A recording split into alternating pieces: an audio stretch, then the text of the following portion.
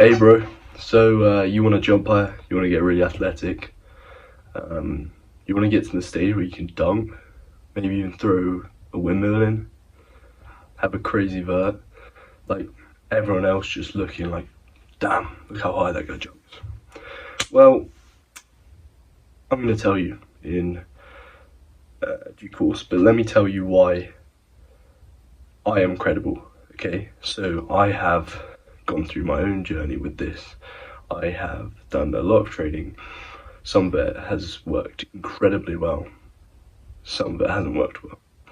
I have learned a lot, and I'm going to give you literally everything I know and how I can guarantee you to increase your vert by the most in the quickest time possible, and just how you can become a freak. Guaranteed.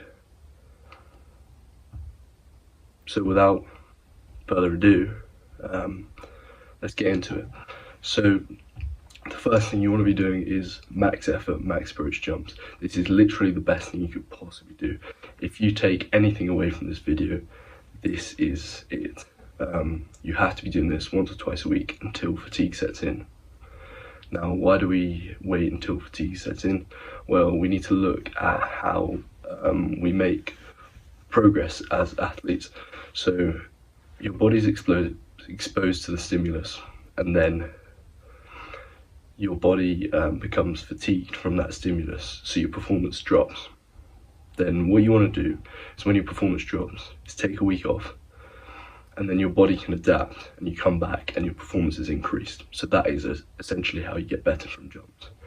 And I have found that there is a correlation between how many jumps I've taken and how high I jump. And it's the same true with a lot of other athletes. So get out jumping, jump as high as you can, literally until your legs just aren't working anymore. Jump like for a long time, once or twice a week. Now, you might come into knee pain. So the way we combat this is by doing isometrics. So for example, you do a wall sit, 5 by 45 seconds, and you do that 3 times a day. So you do 5 sets of 45 in the morning, 5 sets 45 like maybe after lunch, and then 5 sets of 45 like before you go to bed, on your off days, to basically keep your knees healthy. You can also do slow squats, which will help. So you do a really slow tempo at 70%, and you do that like 6 times, and that works really well for knee pain. Now on to the next one, max strength. We have to be training max strength. We need to get stronger. The more force we can apply into the ground, the more we can jump higher, basically. That is essentially how it works, dumbed down. And the way we want to strength train is by doing heavy compound lifts. All right, you need to be doing heavy compounds. You need to be doing your squats, deadlifts.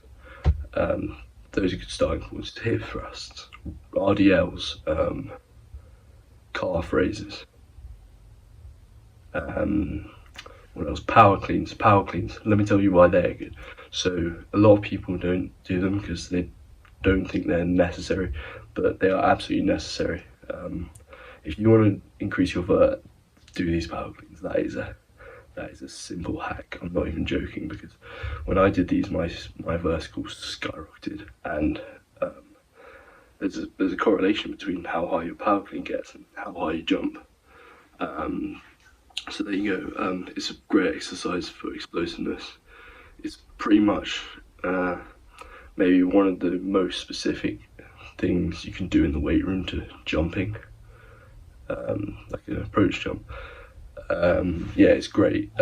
Great for explosiveness. Probably one of the best exercises for your explosiveness. It also targets all the muscles that you need to jump, so that's really good. And it's great for it's just great for your strength. It's a great exercise, and it's really fun. I know it takes some time to learn, but once you learn them, they're great. They are incredible.